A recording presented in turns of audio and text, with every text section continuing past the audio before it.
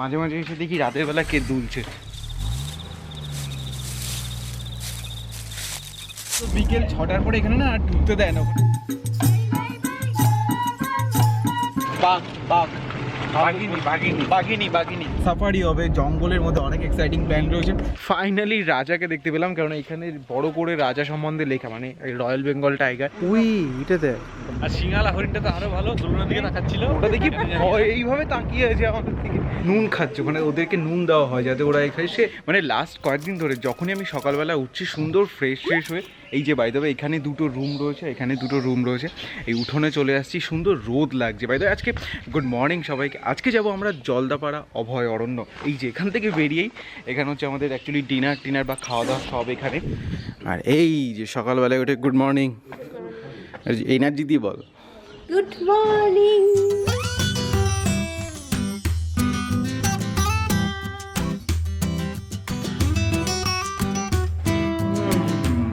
আর এখানে খাবার দাবার না আমার খুব ভালো লাগলো, মানে ওরকম হাই রিচ না, খুব সুন্দর। রাতের ডিনার বলো, এভরিথিং। এই লাস্ট কয়েকদিন ধরে যেভাবে হেক্টিক জার্নি যাচ্ছে না, আমাদের লাঞ্চ আর হচ্ছে না, সেই ব্রেকফাস্ট আর ডিনার। বাচ্চা মেয়ে দুটো এখানে দোলনার জায়গা পেয়েছে, আর মাঝে মাঝে এসে দেখি রাতের বেলা কে দুলছে, এবার দেখি এরা দুজন না, মানে দোল কেউ খায়, এরা বাচ্চাদের জিনিস এইসব করে কি। হ্যাঁ, এই আমাদের সস্তার ফটোগ্রাফার। আমাদের ড্রাইভার বাবুর এখনও খাওয়া দাওয়া হয়নি, যে গাড়ি টাড়ি রেডি করছে, আমরা সবাই ফ্রেশ হয়ে গেছি। আর বাইরে এই যে রিসর্টটা আমরা নিয়েছি না, অনেকটা মূর্তি থেকে হার্ডলি 10-15 মিনিট হবে, তবে বেশ সুন্দর জায়গা। অরণ্য কর্নার রিসর্ট রয়েছে, আর বেশ চারিপাশে বলতে গেলে একটা গ্রাম টাইপের রয়েছে, সুন্দর জায়গা রয়েছে। এটার পাশেও একটা রিসর্ট রয়েছে, এই যে অবসর, এটা অবসর রিসর্ট। আর এখানে দুই ব্যক্তি রাস্তায় হাঁটাহাঁটি করে যাচ্ছে। সো গাইস, চন্দনদা চলে এসেছে আমাদেরকে ঘুরতে নিয়ে যাওয়ার জন্য। আজকে যাবো প্রথমে সাউথ খয়ের বাড়ি, তারপর যাবো জলদাপাড়া অভয়ারণ্য যাবো। সেটা আমাদের 4টে থেকে, ওটা ক ঘন্টার থাকে? ওটা 3:30 থেকে 3:30 থেকে 5টা, 1.5 ঘন্টায় আমাদের সাফারি হবে জঙ্গলের মধ্যে, অনেক এক্সাইটিং প্ল্যান রয়েছে। সো সাউথ খয়বাড়িটা আমি যাই না, ফার্স্ট টাইম যাচ্ছি, যদি দুটো জায়গাতেই ফার্স্ট টাইম যাচ্ছি। আর ওদের আজকে একদম টেনশন কম, কারণ আজকে ফটোশুট নেই, আজকে বারবার পোজ দিতে হবে না, বারবার রাস্তায় নামতে হবে না। সিরিয়াসলি এই কয়দিন যা স্ট্রেস গেছে ওদের উপর দিয়ে আমরাই বুঝতে পেরেছি। আর পিছনের তো মানে আনন্দ করতে করতে, রিল করতে করতে তিনি যাবেন। এনিওয়েজ, তাহলে চলো তোমরা কিছু সিনেমাটিক শট দেখে নাও, তারপরে দেখা হচ্ছে।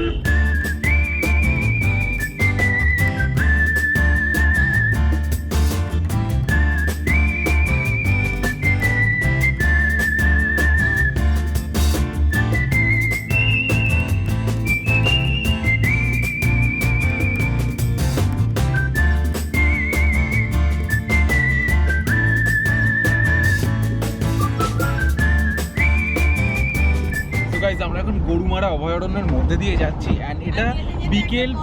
হাতি দেখা যাচ্ছে, লাল সোয়েটার পরে বসে আছে। লাল সোয়েটার না লাল টপ? লাল সোয়েটার। আমার তো হচ্ছে লাল টপ। লাল সোয়েটার। এনিওয়েজ, এখানে না বিকেল 5টা আকাশি কালারে ইয়ো স্মার্ট হাতি। এনিওয়েজ, তো বিকেল 6টার পরে এখানে না আর ঢুকতে দেয় না, ওখানে একটা গেট ছিল মূর্তির ওখানে। কাপেল হাতি বসে আছে। তোদের কাপেল হাতি বললো? It's okay.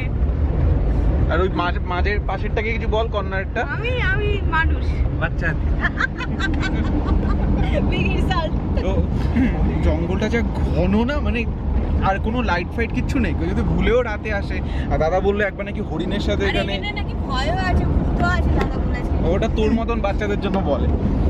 এনিওয়েজ, আমার জঙ্গলটা খুব সুন্দর লাগে, মানে একটা রোমাঞ্চকর ব্যাপার স্যাপার রয়েছে এখানটা।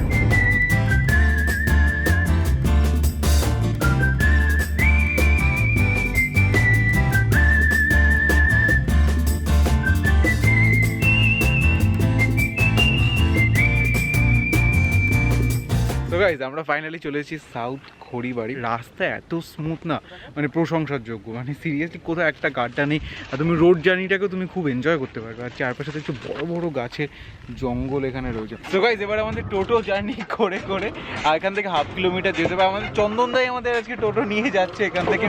চন্দনদার বাড়ি অ্যাকচুয়ালি এখানটা। তো এখানে রয়েছে একটা চিড়িয়াখানা, যেখানে বাঘ টাঘ থাকবে আর কি। 10 টাকা 20 টাকা করে আসা যাওয়া টোটোতে। বাঘ ভাল্লুক দেখা। বাঘ ভালো, যদি আমি বাড়িতেই দেখি বাঘ বাঘিনী।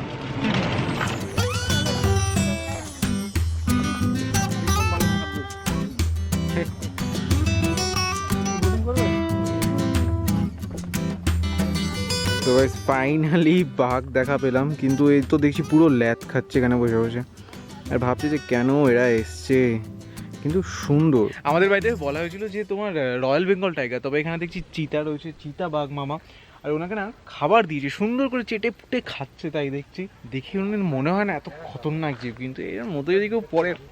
ফাইনালি রাজাকে দেখতে পেলাম, কারণ এখানে বড় করে রাজা সম্বন্ধে লেখা, মানে রয়্যাল বেঙ্গল টাইগার, কিন্তু সে খাঁচার থেকে উকি মারছে, তোমাদের জুম করে যতটা পারছি দেখাচ্ছি, মানে এটা না আসলেও বড়, এটা স্কিপ করতেও পারো, অনেকটা দূরেও রয়েছে। তবে এখান থেকে এরপরে যেগুলো যাবো সেরা জলদাপাড়া অভয়ারণ্য, মানে ওটা পুরো খোলা, আমরা গাড়িতে যাব। সো এটাকে চলো তোমরা জুম করে দেখাই। এ রাজা রাজা রাজা কারি জামে সামাজা, ওই যে রাজা তো আমার শুয়েও পড়েছে ওখানটা, মানে ফটোগ্রাফার হতো ডেডিকেশন দিয়ে ফটো তুলছে।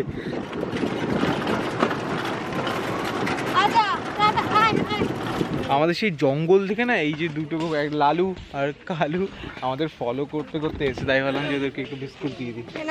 সেই ওইখান থেকে প্রায় ধরো 1/2 কিলোমিটারের মতন রাস্তা ওরা এসছে। ওহো, মানে যা খিদে পেয়েছিল না, আর আধ ঘন্টা হলে তো আমি ঘুমিয়ে পেটে পড়ছিলাম। একটা ভালো বড় একটা রেস্টুরেন্ট রয়েছে এখানে, আজকে খাওয়া দাওয়াটা ছাড়বো। বাই দ্য ওয়ে রেস্টুরেন্টের নাম হচ্ছে B Kitchen. By the way guys, এই হচ্ছে ভুটানের রাজা রানী, আর আমাদের খাবার দাবার অর্ডার দেওয়া হয়ে গেছে। তোমরা ফ্রাইড রাইস, তারপরে পোলাও, তারপরে স্যালাড, বড় মাটন টাটন অর্ডার দিয়েছি। প্রচণ্ড খিদে পেয়ে গেছে, আর আমাদের হাতে বেশি টাইমও নেই, চট করে লাঞ্চটা করবো, এবার একবারে জলদাপাড়ায় গিয়ে দেখো। সো গাইজ আমরা চলে এসেছি জলদাপাড়া, আর এখানে দেখছি সব তোমার সাফারির যে গাড়িগুলো সেইগুলো রয়েছে। এখান থেকে আমরা বুক করেছিলাম, অ্যান্ড 4 জনের 2800 টাকা লেগেছে 4 জন। তাড়াতাড়ি তাড়াতাড়ি তাড়াতাড়ি তাড়াতাড়ি।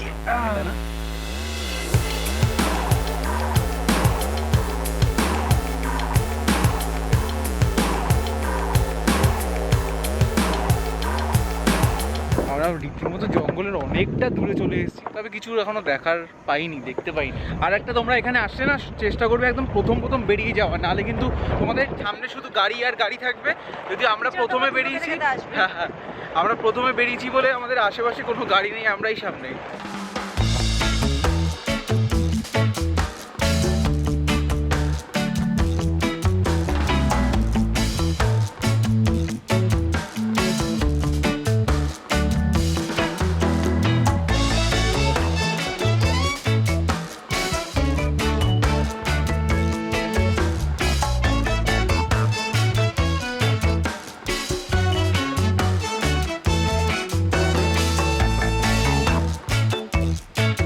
হাতি, আর এখানে দেখতে পাচ্ছ ওই একশিংয়ের গন্ডারের দেখার সন্ধান পেয়ে গেছি বলতে গেলে। আর ময়ূর প্রচুর দেখেছি, মানে ময়ূর তো বলতে গেলে ভর্তি। গন্ডারের দেখা পেয়ে গেলাম, হাতি দেখা পেয়ে গেলাম। এই যে জিনিসটা দেখছো এটা হচ্ছে হরিণের অরিজিনাল শিং, এখানে লেপার্ড নাকি খেয়েছে এখানে, তারপর নিয়ে আসা হয়েছে। আর এখানে হাড় দাঁত দিয়ে একদম অরিজিনাল শিং দেখেছিস। আর এই হাতি আমাদের পিছনে উঠছে, হাতি, যদিও হাতিটাকে বেঁধে রেখেছে যাতে লোকে এসে দেখতে পায়। গন্ডারটা আপাতত তো ওখানেই নুন খাচ্ছে, ওখানে ওদেরকে নুন দেওয়া হয় যাতে ওরা এসে মানে এই জায়গাটায় খায় এটায়, আর লোকে যাতে দেখতে পারে, এর জন্যই আর কি। জঙ্গলটা বেশ সুন্দর, বিকেলের টাইমে এসে বেশ ভালো লাগছে, আর সুন্দর সানসেট হচ্ছে, এটা তো আরো সুন্দর লাগছে বলতে গেলে। আর আমরা মাটনটা খেয়েছি না, একবার এদিকে যাচ্ছে এদিকে যাচ্ছে এদিকে যাচ্ছে এদিকে যাচ্ছে।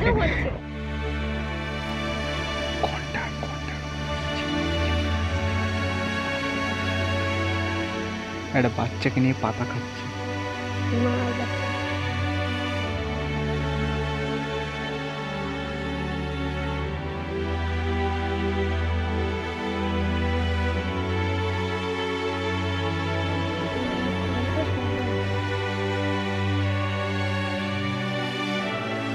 ওই এটা দেখ,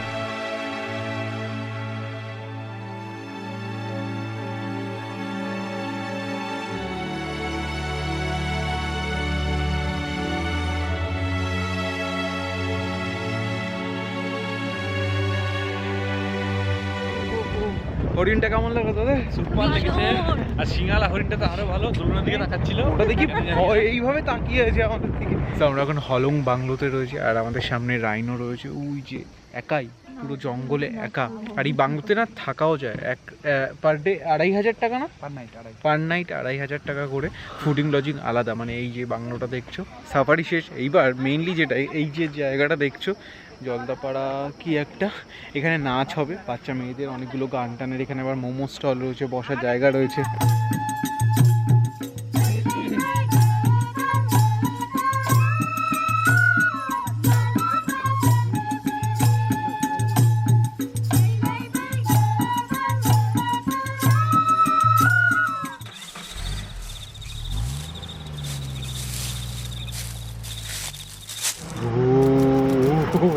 তো গাইজ আমরা এখন কেটে রয়েছি, জলদাপাড়ায় অভয়ারণ্য দেখা শেষ।